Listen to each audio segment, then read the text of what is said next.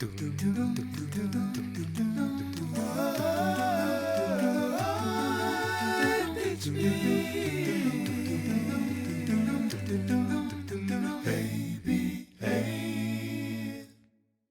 a little tutorial for how you can make a face mask with your child.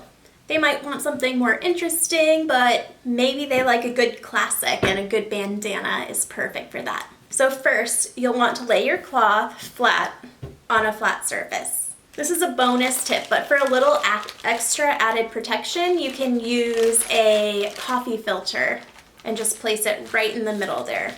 What you'll then want to do is fold this over to the middle, then fold the bottom over to the middle so they meet. And then one more time, fold down to the middle and fold this side down to the middle.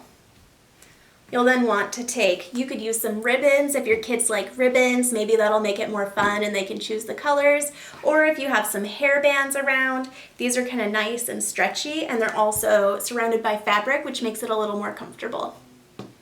So what you'll want to do then is bring this in, and it'll depend on how old your child is, how big their head is. For a smaller kid, you'll want to go much further in, and then for older kids who have more adult-sized heads, you can kind of keep it about 4 inches from the edge.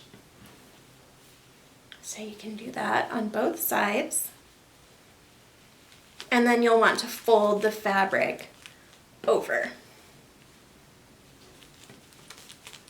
If your child has some sensory sensitivities, or maybe if you do, it might help to tuck one of these sides into the other so there's not so much fabric right in front of their mouth. So you can tuck it right in, just like that. And then put it around one ear, put it around the other ear, and now you're a pandemic bandit.